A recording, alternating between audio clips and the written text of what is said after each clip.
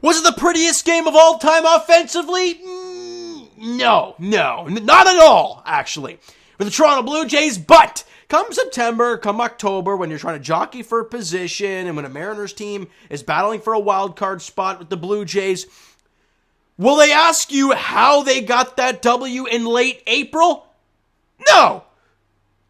They'll ask you, did they get the win? And that's what matters. And in walk-off fashion, Daulton Varsho rips a single over the head of Teoscar Hernandez, and the Blue Jays win it 1-0 over the Seattle Mariners in 10 innings. Obviously a pitcher's duel. Didn't see it coming, though.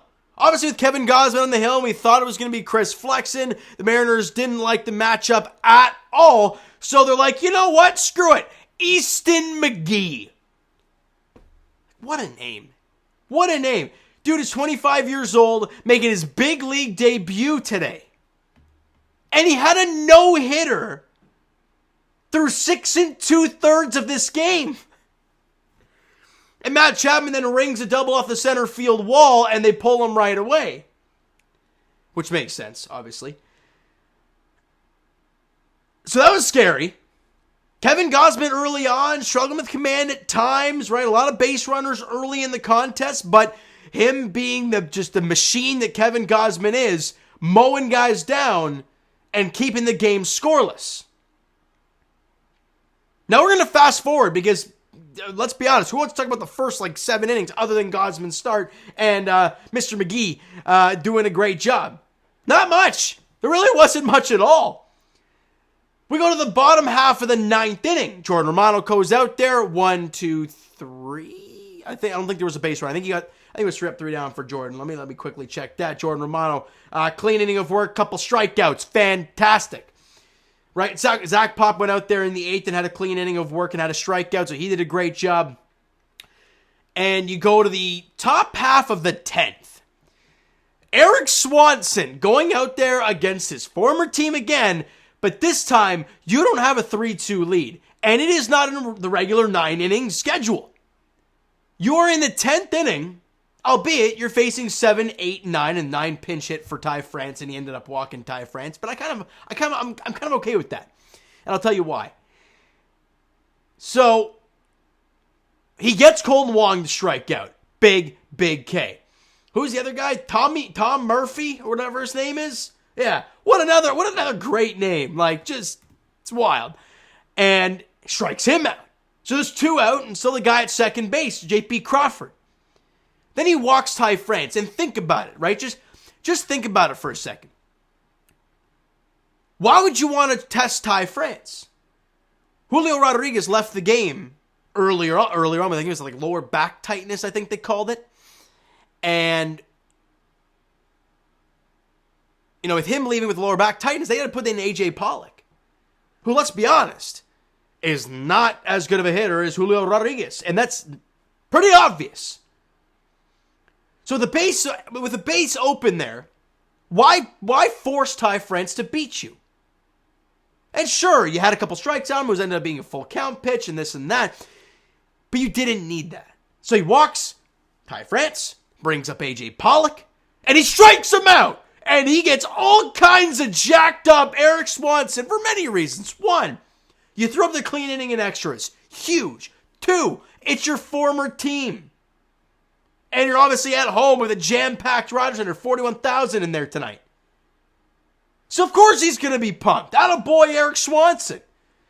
Then you go to the bottom half of the 10th. Bo Bichette starts at second base. Vladdy leads off. And he rips the ball to center field for a base hit. And right as I see that ball hit the ground once, it was hit hard from Vladdy, and he one-hops it right to Jared Kelenic. Or was it Kelenic in center field? I believe it was. Because Julio left the game. I think they would have moved him over and put Pollock in the corner. Probably. Again, I didn't watch the entire game, but I'm pretty confident that's what happened. And right as I see it one-hop him, I'm just, in my head, I'm saying, hold him at third, hold him at third, hold him at third. I don't care that it's Bo Bichette. 1, he's got to wait for that ball to drop. He got about halfway between second and third. Doesn't matter.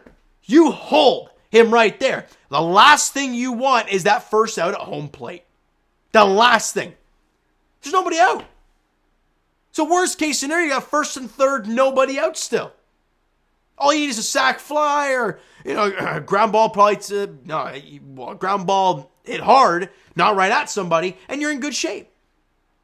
So Luis Rivera holds him at third, first and third. They intentionally walk Matt Chapman. Makes sense to load the bases for Dalton Varsho, who we obviously all know has been struggling mightily since like the first, week of the season. And for a guy who's been struggling so much, he needed this tonight. He did. All you got to do is get the ball in the outfield. I think he got a 94-mile-an-hour fastball from Trevor Gott, and he rips it into right field over the head of Teo, and in comes Bo, and Dalton Varsho walks it off. A much-needed hit for him and the Blue Jays, as yet again, they find a way to win a series. Really, really good stuff from the Blue Jays, and they've won 6 consecutive games. They are now 18-9 on the season. They are one more win away from being 10 games over the 500 mark, so that's great news there for the Blue Jays. And you found a way to win. In April, it ain't pretty sometimes. You find a way to win. They did tonight. They did. And I'm proud of them for it, albeit, the ABs early on, they clearly were getting a little antsy with Mr. McGee on the hill today. Right? They were swinging at everything. That's why his pitch count. Let me read you his pitch count. He pitched 6 2/3. Okay? So he was 2 outs into the 7th inning. He threw, where are we here? Where's his pitching? Pitches. There it is. He threw 64. Like, they were going up there hacking. And they were hitting some balls hard. George Springer had a couple loud outs. A couple balls to the wall that they weren't having it today. And hey, that's going to happen. But you got to tee off on that kid. I'm sorry. Look, he pitched well. You got to tip your cap to him. But if you're the Jays offense and you get no hit through 6 2/3, that cannot happen. But you persevere and you won the ball game. Offensively, what'd you get? Not much. I'm not even going to read the offensive stats of the Blue Jays because we know who had the 2 hits. Oh, and we know who had the 2 hits for the Blue Jays today. It was Vladdy, or 3 actually, right? Because Varsho had 1. Yeah, so it was Vladdy, who had the extra inning hit, Varsho with the walk-off, and Matt Chapman with the double there to break up the no-no in the 7th inning. Pitching-wise, look, Kevin Gausman was outstanding. Like I mentioned off the top, he battled the command early on. He had a few base runners on in just about each inning in the first 3, and then he just settled down. Was remarkable. Ended up going 7 innings, 6 hits allowed, 1 walk, obviously no runs, and a career high 13 punch-outs. Gaz was the Wizard of Gaz tonight, dropping his ERA on the season to a mere 2.33. Zach Pop's got it below 4 at 3.97. Jordan Romano down to 2.92. And Eric Swanson, albeit, small sample size and very early in the season, but a 1.32 ERA so far with the Blue Jays. Look, a lot of great things going on right now. Obviously, when you win 6 straight, of course, that's going to be talked about. You got a game tomorrow. We move on. The final day of April. All right, the final day of April is tomorrow. Marco Gonzalez gets the ball for the Seattle Mariners. I believe he's the soft-throwing righty? No, soft-throwing lefty.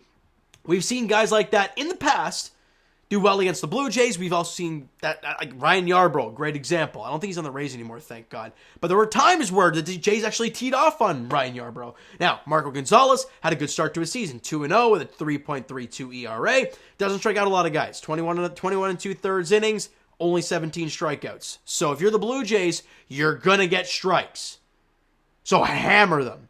And on the mound for the Blue Jays is Chris Bassitt. And we all know what Chris Bassitt's done recently for this team. 6 1/3 of 2-run ball against the White Sox, 6 1/3 shutout ball against the Stros, 6 innings of 2-run ball against the Tigers, and 6 innings of 3-run but 2 earned run ball against the Angels in his last 4 starts. He has been very, very good. Can he keep that up tomorrow? We shall see. And quickly, Jays fans, look at Teoscar Hernandez. Now, I'm not buying Teo having a struggling and that this is the new him. No, I'm not. Because we've seen this with Teo. He has stretches where he can't hit a beach ball, but then he'll hit like 6 home runs in a week, and you're like, oh my God, guy's nuts.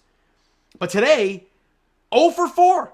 4 punch-outs for Teo. He is striking out a lot in this series. I think 7 strikeouts in 2 games. So it's pretty painful on his standpoint. But again, whatever, you move on. So, Jays fans, that is going to do it for this one. If you enjoyed the video and the W, of course, today, this afternoon, hit that like button. I do appreciate it. Hit the subscribe button if you guys not already. Comment down below your thoughts on the video. Thoughts on the game. Would you like, would you not like from today's game for the Toronto Blue Jays? The Twitter and Instagram links are down below. So follow up there if you guys have not done so already. And I will talk to you guys Leafs Edition. Or Discord and TikTok links are down there as well. Leafs Edition tonight. Game 6. Leafs Lightning. Thank God the Jays won. Give me some positive mojo.